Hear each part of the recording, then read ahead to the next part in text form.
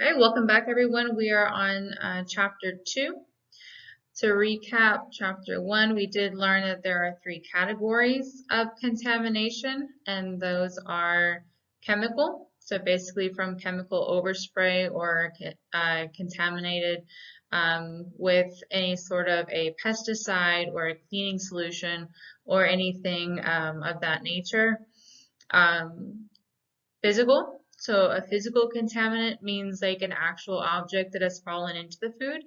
Those can include shavings from a can. Those can include fingernails or jewelry or anything else that could have haphazardly fallen into the food. Oftentimes it could be like a piece of cardboard that maybe didn't get sorted out of the fresh produce, a piece of plastic, something like that. Those are all physical contaminants. And the last one is a biological contaminant. So a biological contaminant includes anything that is either a bacteria or a virus or a toxin. So a toxin, think of that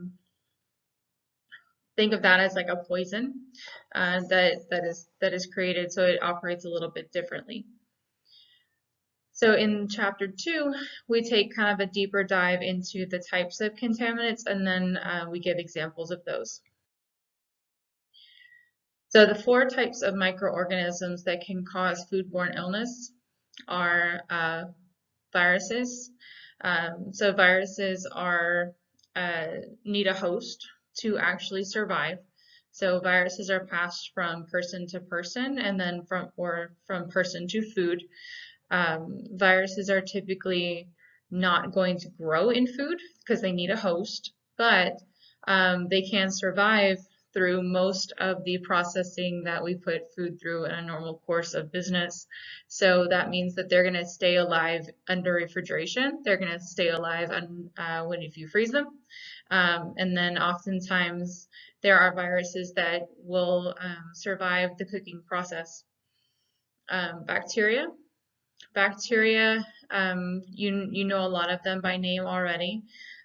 Think Salmonella, E. coli, things like that. You cannot see them, you cannot smell them, but they are generally prevalent in the environment, and we need to do our best to minimize the presence of them in our food products. Parasites.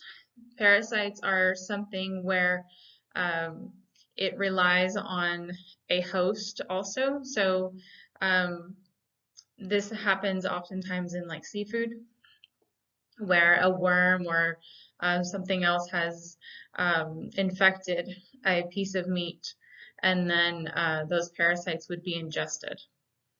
Um, fungi. Fungi is a popular um, source of um, toxins. So all bacteria requires conditions to grow in. This is a very popular acronym, and I would suggest that you write this down, take notes, and then memorize what the letters stand for. So what does bacteria need? Bacteria needs a food source. So it needs something to grow inside, right? So that's the first letter is food. A is for acidity. So if it has a slightly acidic environment, and we're not saying highly acidic, but we're saying slightly acidic environment, the bacteria will grow most readily. The first T stands for temperature. The next T stands for time. So what does that mean? So for temperature, we are controlling for these two things. So if your temperature, when you cook it, it has to get to the correct temperature. When you cool it down, it has to get to the correct temperature quickly. We don't want to leave it off temperature for too long. That's what they call the danger zone. And so if something is in the danger zone for too long, then that's where the time variable comes in. So bacteria always needs time to grow. So if you give it optimal conditions by giving it a food source, oxygen, a little bit of acid, And then if it's a wet environment, it's basically got everything that it needs to multiply very rapidly. And this is where foodborne illness begins. All right. So what are the two Fat Tom conditions that you will be able to control in your operation? Obviously, you can't really control whether or not something is slightly acidic. You can't control whether something is a food item. Obviously, we make food items all the time. And also, one of the other ones was moisture. So there's going to be moisture content in almost all of our foods. Things that are completely dry, they are shelf stable because they are completely dry. There's not that moisture content for the bacteria to grow in. So that's why rice and flour and things like that are shelf stable. So what can we control? We can control how long something stays out. For instance, a kolache shop. If you have kolaches that are baked in the morning and then they are prepared and put on trays, you'll notice in those kolache shops, those are, made with egg, they're made with meats, they're made with cheeses. However, they're not refrigerated. Those are being controlled time, with only time. Those have to be thrown out within a certain amount of time. Now, the other way to control something is by temperature, right? So that's why the refrigerator comes in, that's where the freezer comes in. That's also for hot holding, so like for buffets, to keep the food hot, you maintain it at temperature. So that's the other way that we can control for bacterial growth. Okay, so this is another really important item that needs to go into your notes. This is the danger zone. You'll hear a lot of chefs just refer to it simply as the danger zone. They'll say, get that out of the danger zone. We're in the danger zone here, something along those lines.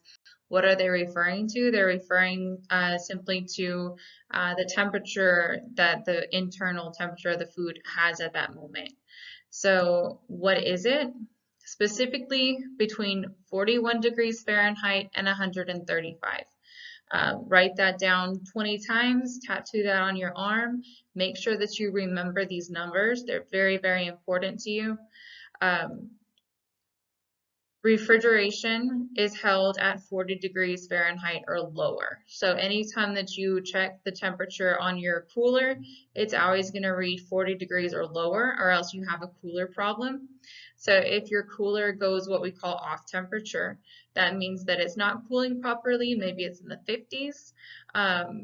You would want to know how long that cooler's been in the 50s because the internal temperature of your food is also climbing and it's in that danger zone now, right? So we need to know how long has that cooler been off temperature or how long has that food been out of refrigeration if you're preparing it. That determines how dangerous the food is in terms of how long it's been kept in this danger zone. The fastest bacterial growth happens between 70 degrees and 125. So that is a separate test question that likes to come up pretty often on ServSafe, and it's typically worded something like under what conditions does bacteria grow the fastest, and they might give you a list of temperatures. This would be what they're looking for. They're looking specifically at this 70 degrees to 125. Anything that's asking specifically about the danger zone would be 41 degrees to 135. So the idea is that we want to get it out of this fastest growing phase as quickly as possible. So we'll go into the parameters of how long we allow it to stay in that stage, and then how long do we have to cool it down to a safe level as we go along in the class.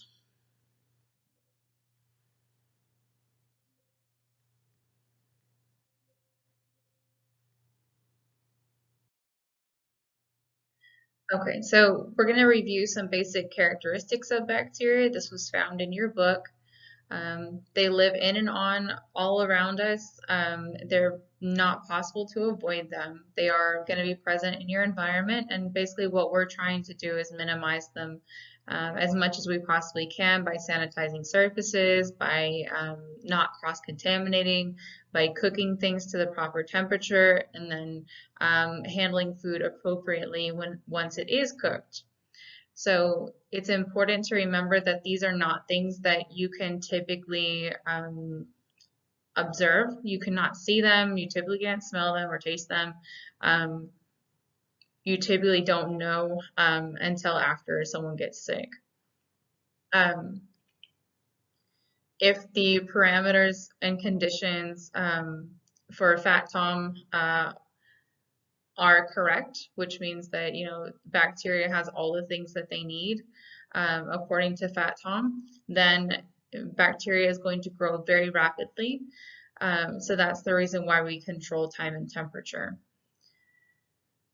Controlling that time and temperature is going to help prevent illness in the best ways, in the most effective ways for your food service operation. So what about viruses? Viruses are a little bit different. They typically have they have to have a human or an animal host. They do not grow in your food, but they can be present in it, and it's typically transferred basically from people not washing their hands properly after they use the restroom. So this is what the book is going to refer to as the fecal-oral route. They are not destroyed by normal cooking temperatures, and your best prevention for this is going to be a proper hand washing protocol. Also, washing your hands often, removing your apron whenever you walk out of the kitchen so that you don't take it into a restroom. Anything that is a high-touch area needs to get sanitized often. After you touch things and then you come back to a food product, you want to make sure that you're always washing your hands. So these are ways that you can minimize the spread of not only bacteria but also viruses. So we have a few review questions. So this is a Chinese takeout box, and looks like the top did not close properly, so they decided to put a staple in there. Would this be an example of a physical contaminant? Yes, I would say that it definitely is, because it's very easy for that staple to pop out. You want to be really aware of stuff like this. This probably sounded like a good idea to somebody at the time, but you always have to, think about, what's the next step? The next step is someone's going to open up this box, and then where's the staple going to go? Most likely it's going to fall in the food eventually. All right, so this one is a can of diced peaches, and it just came off of the can opener. This one has some metal shavings that has fallen inside of the can. I would not say that that is too common. It happens sometimes, but you're going to have to be really aware of that, and just make sure that your can opener is in good working condition and that your cans are in good condition, because I know sometimes this happens with like a bent can or something like that. But typically whenever you use a can opener, this doesn't happen too often. This is a person who has already filleted a salmon, and they are pulling out the pin bones. These are considered a physical contaminant because it cannot be eaten, right? So it is naturally part of the fish. However, it would still be considered a contaminant because it's not something that you can eat. If someone ends up ingesting pin bones, they tend to get stuck in the throat. People can choke on the bones. It can cause a lot of discomfort. And also, just people are going to be a little distrusting of your restaurant if you're not thorough and pay attention to details like that. All right, so this person appears to be spraying a chemical from a unmarked bottle onto I'm not really sure what, I guess that's inside of a dishwasher. I would say that these are probably not dishwasher approved chemicals, and we don't know what it is because it's not labeled. So we're going to say that this person is not handling chemicals in the correct way. Okay, so this one, this person is cleaning up a buffet. They have a spray bottle with, it looks like just kind of like a Windex or something is inside the bottle, and they have already sprayed onto the metal surface that is right next to the food. So this would be considered overspray. You would undoubtedly end up with little droplets of the chemical inside of the food product, and this would be considered a chemical contaminant, and this would not be a safe practice for handling chemicals.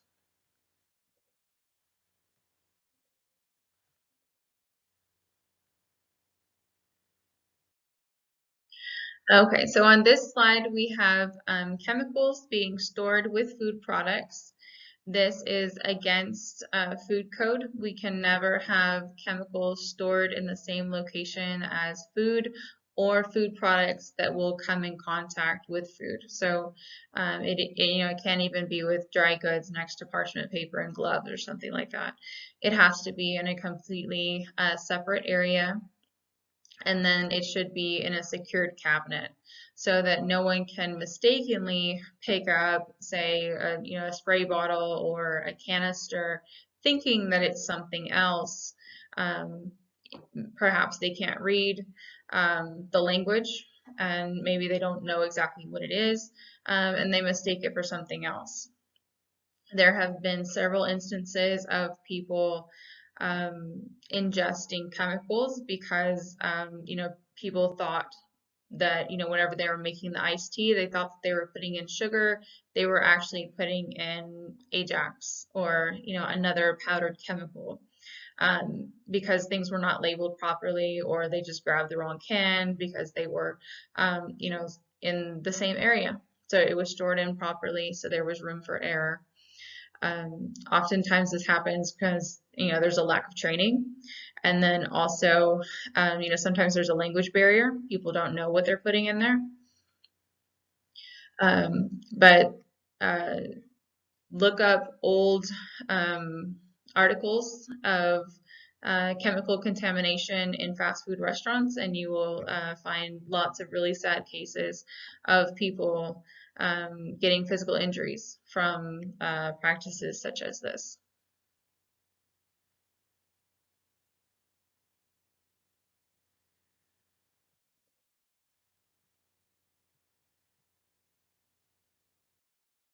Okay, so how does contamination happen? Sometimes it happens before it comes to our door. Like you may have noticed that there are recalls in stores sometimes where they say, okay, we can't serve the lettuce, the bagged lettuce, because right now we think that it might have salmonella or listeria in it. Um, Sometimes that happens either in a factory where it's being processed, or sometimes it happens out in the field. But whenever these things are actually identified, there is an investigation that happens to try to figure out the root cause of what went wrong in the supply chain and try to fix it. So sometimes it happens from contaminated water. Sometimes the water supply is not secure. Sometimes it can happen just from the dirt where something is growing. Sometimes, maybe it is too near a pasture, and there may be runoff that is coming into the fields, and then that can create a hazardous environment for growing conditions. And then oftentimes it's just people are accidentally doing things to contaminate food. I would not say that it happens often, but sometimes disgruntled workers can deliberately contaminate food, and that can, include things like, putting hair in food on purpose, um, or, maybe putting something else into the food. The book also mentions sometimes vendors, disgruntled vendors. I would say that that is exceedingly rare. but it is always a possibility. But so for that reason, we always need to make sure that we deal with reputable vendors, make sure that we know where all of our food comes from the purveyors that are selling it, and make sure that our staff is trained and is ethically aware of the repercussions that some of their actions can take if they try to contaminate food.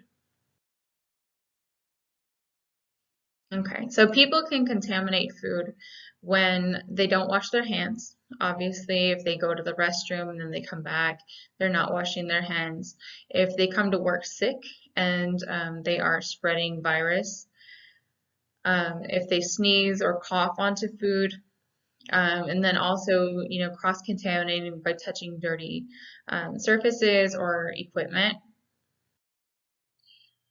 So biological contamination is a major contributor to foodborne illness. So this basically means, overgrowth of bacteria such as Shigella or Salmonella, E. coli, things like that, that are present in the meat or food items, or can be present in the meat, and basically are allowed to grow unchecked through poor food handling practices. So this can contribute to foodborne illness symptoms such as diarrhea, vomiting, fever, nausea, abdominal cramps, and in the case of hepatitis, jaundice. So jaundice is when your skin turns yellow and your eyes can also turn yellow. We don't always know exactly the food product that can make us ill. Sometimes we don't even know the meal that has made us ill because we don't always know, how long the incubation period was in our bodies.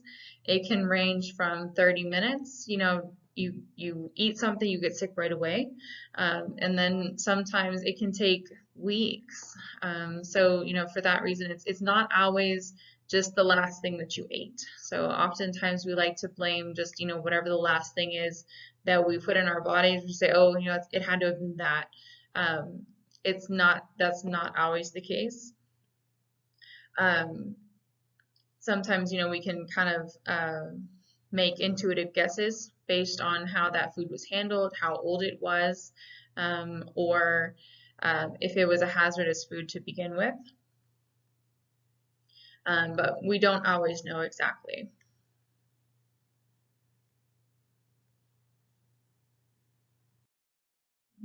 So there's over 40 different types of pathogens that can make us sick in a food setting. However, we do kind of separate out 6 of the biggest ones, the most popular ones, the most prevalent ones, right? So please write these down.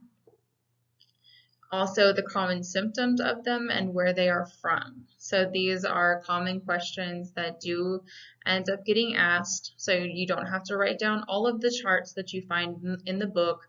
However, you need to know basically where they come from. So, I would maybe write a column, write a chart with 3 columns. What is Shigella? Where does it come from? What does it do to people? What is Salmonella? Typhi, where does it come from? What does it do to people? The major symptoms, and that will help you out in studying. Okay, biological toxins. Think of these as items that create a sort of a poisonous effect on your body. These naturally occur in certain plants and mushrooms and seafoods.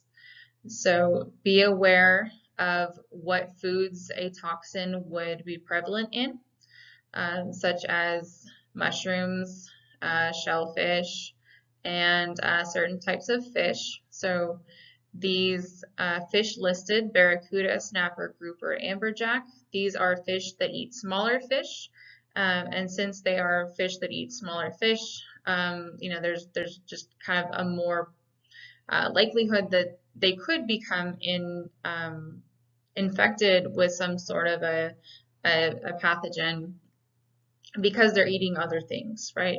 Ciguatera toxin is a prime example of a toxin that is prevalent in these types of fish. So make sure that you make note of that one. So what sets apart the symptoms of a biological toxin from a something that is bacterial is the symptoms of how you feel, right? So those are typically going to be neurological symptoms like tingling in your hands, like your fingers are going numb. You might feel hot and then cold, so almost like whenever you have the flu and you feel feverish, and you know 1 minute you feel hot, 1 minute you feel cold and you're shaking. Flushing of the face or hives. Hives are bumps on your skin, welts that develop whenever you are having an allergic reaction to something. Difficulty breathing, so you may not be able to take deep breaths, or you may be breathing very shallow. Heart palpitations, or when you can kind of feel your heart beating unnaturally. Sometimes your heart can start beating very quickly. But these are all, things that will happen very quickly upon eating something that has been infected with a biological toxin. Um, Most people will experience symptoms very quickly. This isn't something like in the previous slides where we said, this could happen, 6 weeks later. This is going to generally happen fairly quickly. Okay, so since we are very concerned about food contamination, we want to be aware of how we can keep our food safe. So the next section is about that. So who may want to actually, contaminate our food supply? This can come from just kind of bad actors in society, terrorists or an activist that has a bone to pick with someone, disgruntled clients. If a former um, customer or a vendor, former staff member, they could, decide for whatever reason to try to sabotage your business. Competitors is also a threat in some cases. I would not say that is common. However, we want to be aware, of threats from all fronts at all times. So we just kind of use best practices in that way. So FDA has developed a sort of an acronym to help you monitor your food supply, and is referred to as the ALERT, ALERT. So make note of that, and then who developed it. So we'll go on to the next slide and we'll describe it. Okay, so for deliberate contamination of food, we have the alert system as a way of reminding ourselves to look out for these 5 different aspects of a food defense program. So this was developed by the FDA. The first step is to assure, so basically make assurances that your products are received are from safe sources. So we talked about this in the first lecture. Make sure that you have vendors that are following proper food chain quality control measures, making sure that nothing's ever left off temperature, making sure that the place where the food is actually sourced from is grown in a safe way, and it's harvested in a safe way, and then it's actually, when it is going through the factory to actually pack it or cut it or process it or package it, whatever you need to do, box it up, that it's done in a safe way and it hasn't been contaminated along the line. So there are many safety precautions that happen before food even gets to you in a commercial kitchen. So you want to make sure that we're using vendors that take pride in their safety systems. The next letter is look. So that is to monitor the security of products in your facility.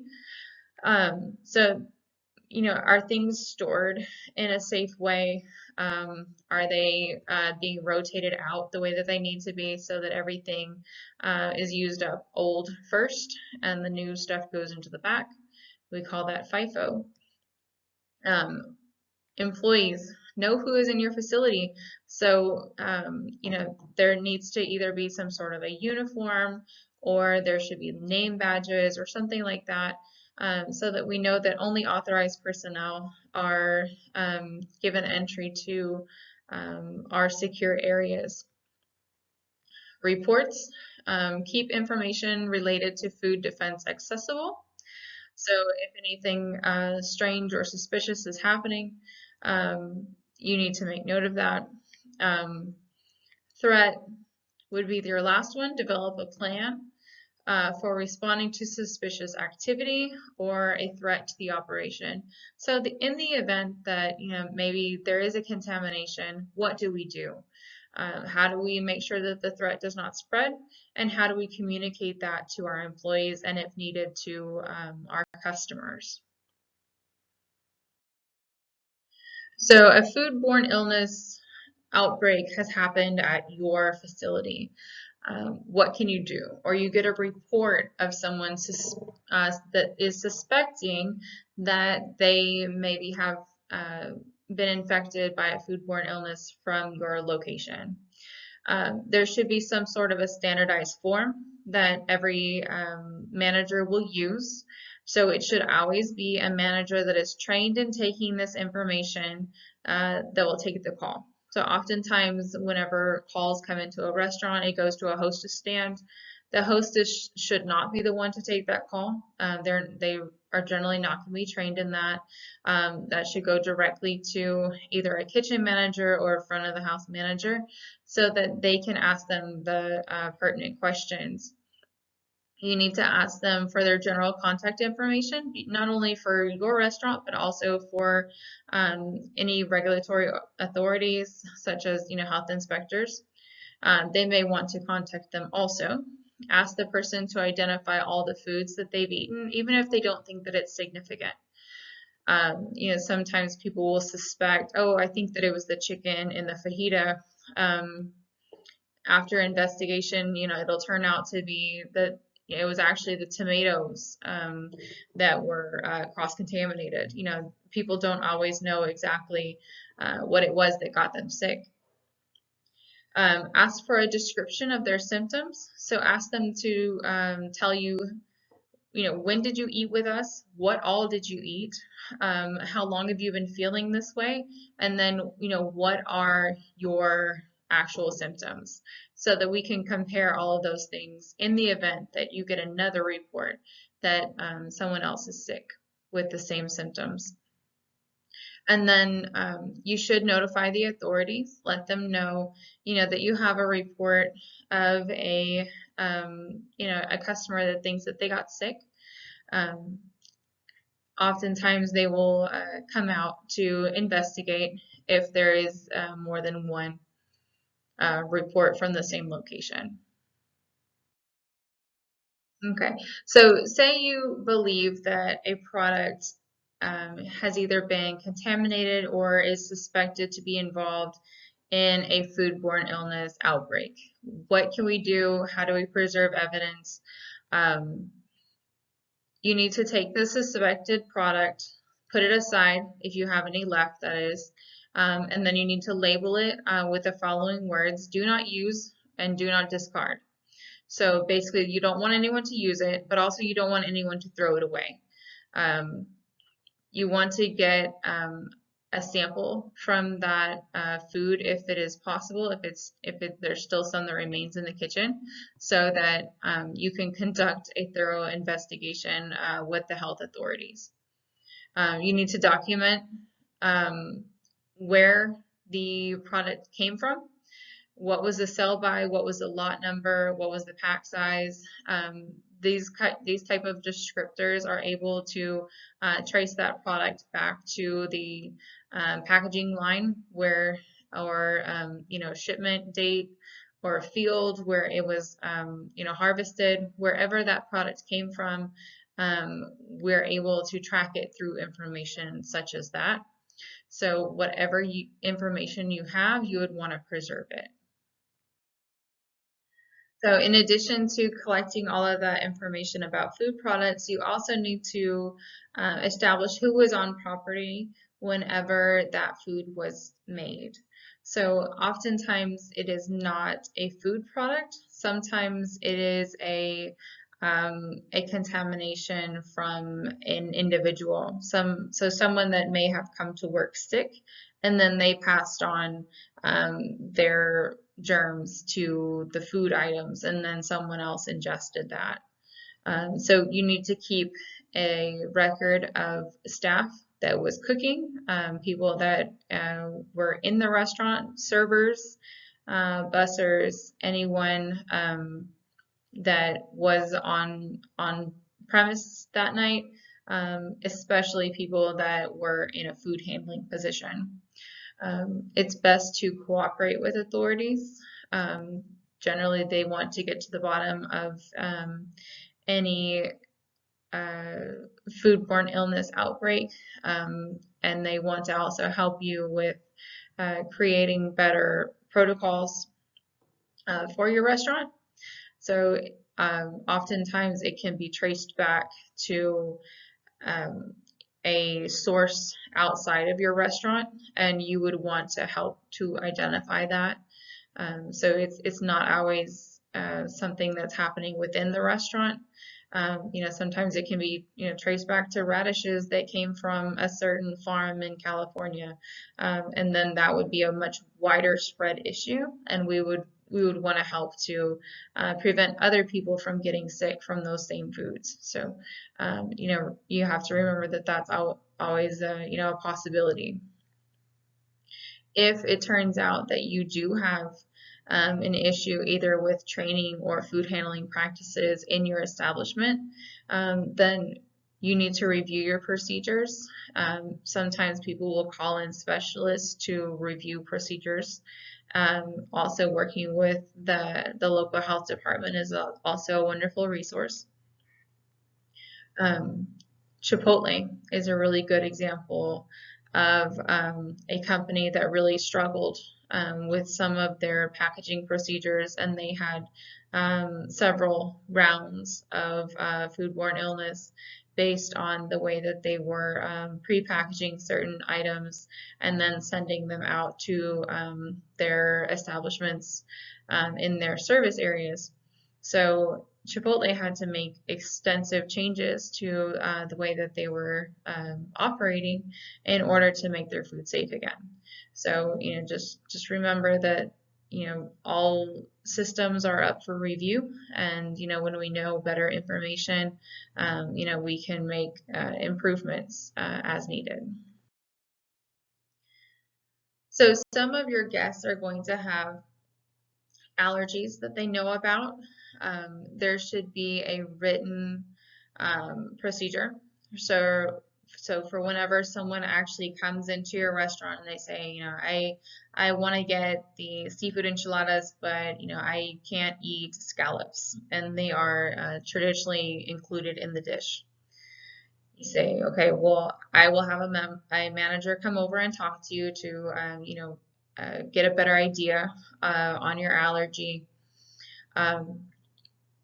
And then, once the manager confirms the allergy and then what the possible outcomes of that allergy could be, whether or not this person has an EpiPen on them, and then, they should actually help the server ring up the order and communicate that order to the kitchen manager. So that kitchen manager should have eyes on that. Any allergen orders from the moment that it comes in to the moment that it leaves, to make sure that the staff is following proper cross-contact procedures to make sure that no contact with the allergen food is made. So, that means that, so in our example, we're using scallops. So make sure that you're getting totally new cutting boards, all new spoons, all new pans. Nothing that could have possibly touched a scallop can be used during the making of this person's dish. And then it would be served to them immediately, so that there's no chance that it may get mixed up with someone else's food. If someone else at the table is eating an item that the person might be allergic to, that's also can be a big concern, that the food might get switched or have some cross contact at that point also.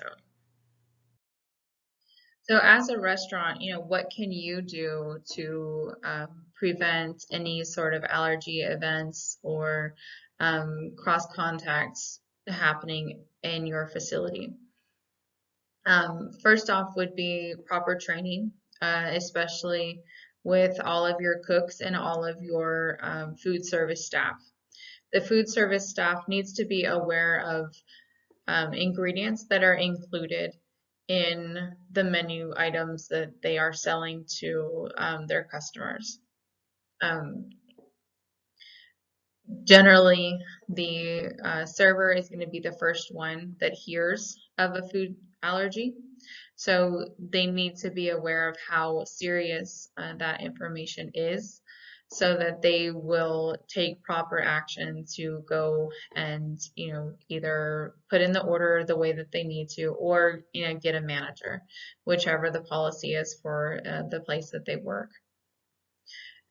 Anytime that you get an allergy, the kitchen staff needs to use brand new cleaned and sanitized utensils.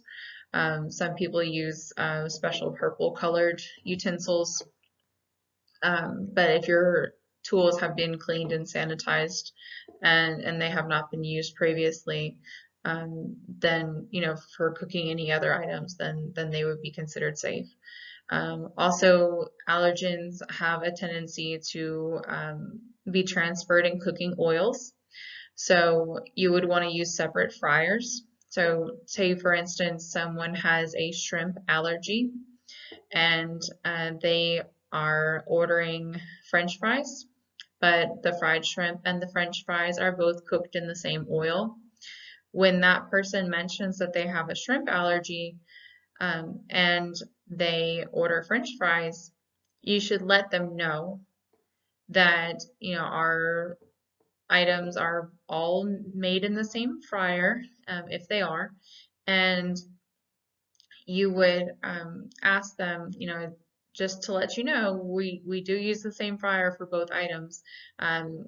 Is that okay? And they're going to say, no, it's not okay, because I'm still allergic to shrimp.